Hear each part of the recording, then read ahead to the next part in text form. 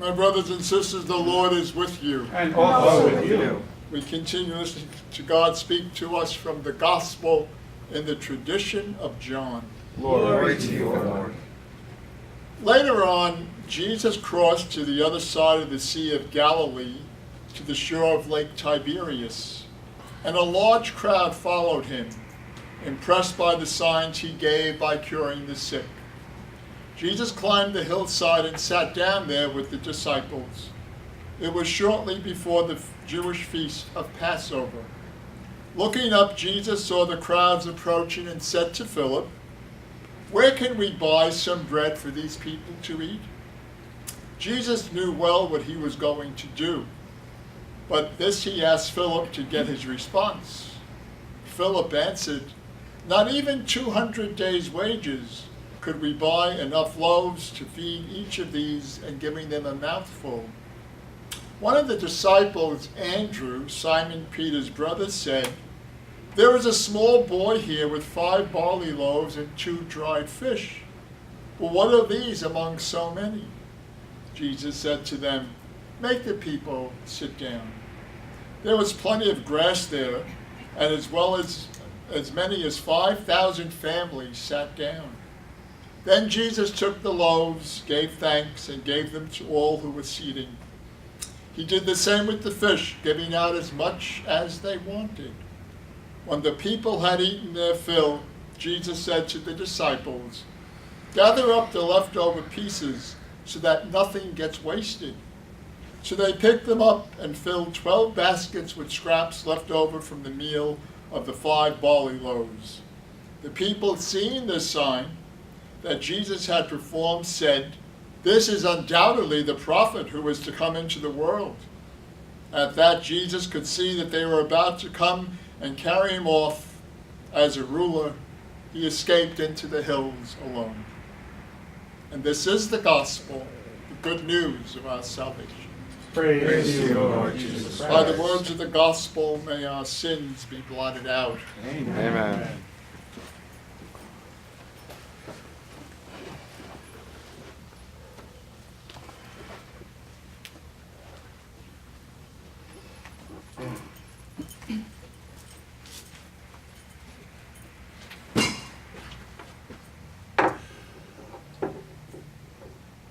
Tonight we hear a story that we've heard many times. In fact, we see it as a story that we find in all 4 the gospel events.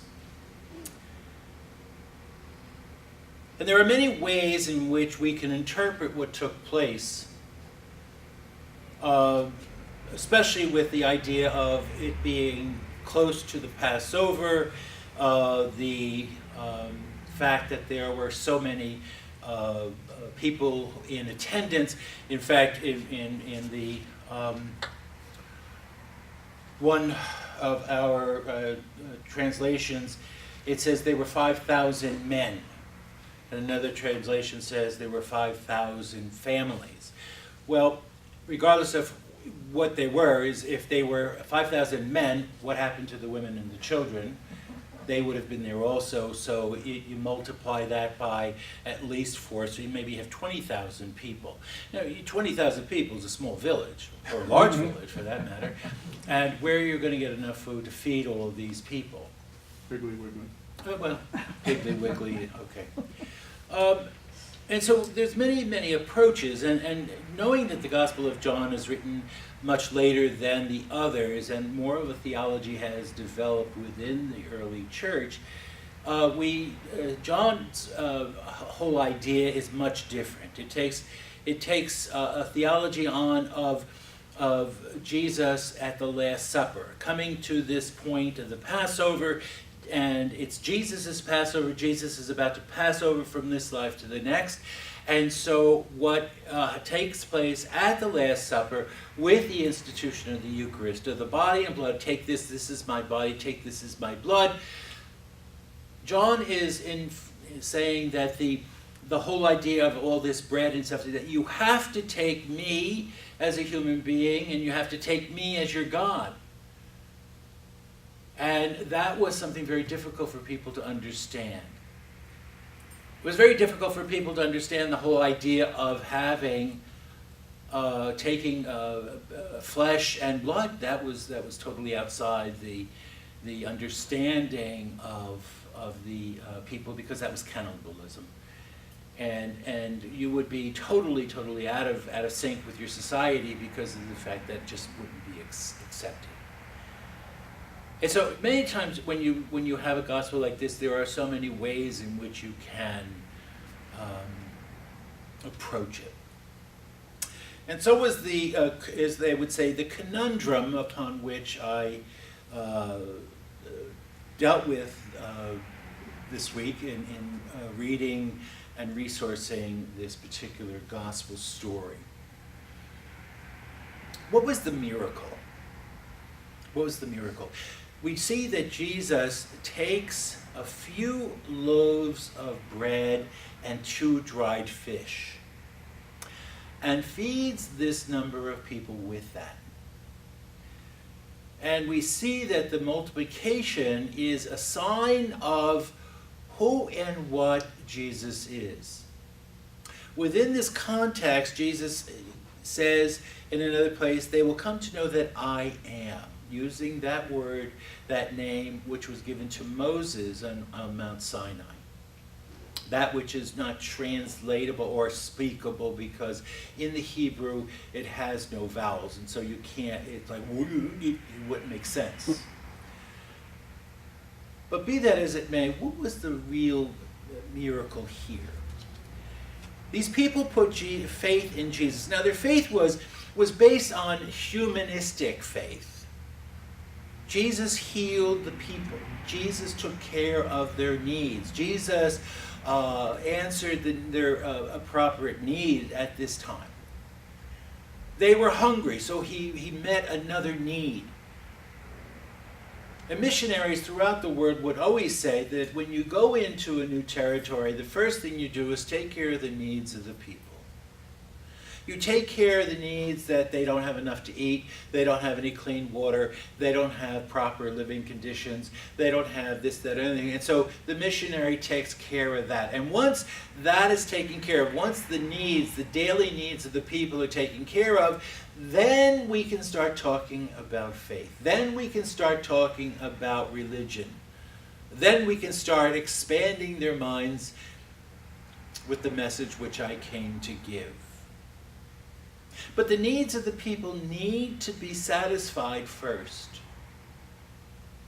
And sometimes we make that assumption that that's not important.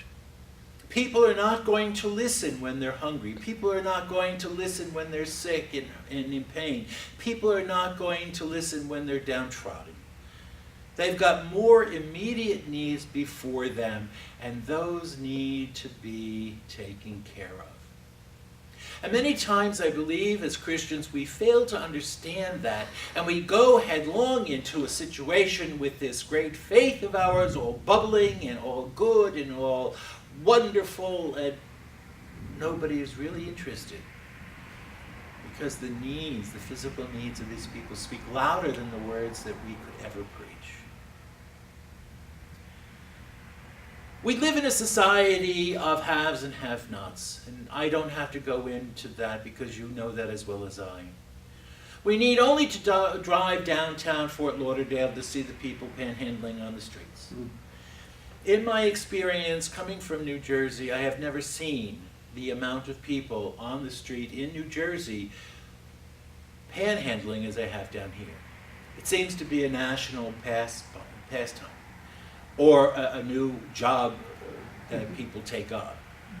But be that as it may, the needs of the people are not being met, whether by the churches, whether by society, whether by us or someone else. The needs of society are still speaking louder than any words that a Christian can speak. And so we can live good lives, we can do what we can talk about the love of God, we can talk about how Jesus came to save us and all that stuff, and nobody's going to listen because the needs have not been met. Their personal needs, the needs of every day have not been met. And those needs speak louder those needs speak louder than any words of faith that we can say to them. Maybe we need to take a new approach as a church. Maybe we need to look at what are the needs, what are the physical needs of the people. What are the physical needs of the people? And once we have gone and understood the physical needs of the people and have answered them or attempted to do something for them, then we can begin to talk about the love of God. But before we answer these basic needs of every human being, the love of God means nothing, because you can't tell me about a God I can't see who loves me when I'm starving, when I'm living in a box off of 95, when I have broken down shoes and I smell because I haven't been able to take a shower in weeks or months. Don't tell me about a love of God that I can't believe in, because I can't believe that a God would love me and put me into a situation like that. If God loved me, He would give me some money so I can do something with my life. If God loved me, He would take away the pain of some psychosis that I'm experiencing that has put me on the street. If this God loved me so much, He would do for me what I need to have done, and then we'll talk about His love for me. And so, my brothers and sisters, tonight maybe we need to look not so much at the spiritual needs of these people. And I'm talking about you and me. I'm talking about those needs that each one of us bring here tonight. As Father Joe said, we gather together as community, as family. And if we cannot see the needs that we bring, and it doesn't have to be a physical need, it doesn't have to be a financial need, it doesn't have to be the fact that I have no food, which you won't believe, but the fact is, if I have needs that are not being met, you can talk about the love of God until you turn blue, because those needs are going to be screaming at me a lot louder than the words love of God. And so, charity begins at home. Let's look at one another. Let's see if there are needs that we can meet. Even if it's the fact of saying hello to a stranger, you're welcome. Or good to see you, I haven't seen you in a while. That you are remembered, that you are loved, and that you are part of our family. And even if you're here just a little bit and have to go away because you live up north and come back in the wintertime, then that's okay, because we can welcome them with great joy. Welcome home. Good to see you. It makes a heck of a lot of difference when you walk back into a church that you haven't been in for a long time because you haven't been in the area, and have someone say, welcome home. Gee, it's good to see you. And so let's begin looking at our brothers and sisters. Let us begin looking at ourselves. Are there needs in my life that need to be addressed, and can the community help me? Because it's only when those needs are fulfilled, only then can I see the miracle that Jesus places before me. Only then can I begin to understand the multitude of the loaves and the fishes. Only then can I understand, or come to understand, the love that God has for me. Come to understand that this is only a foreshadowing of paradise yet to come. God bless you.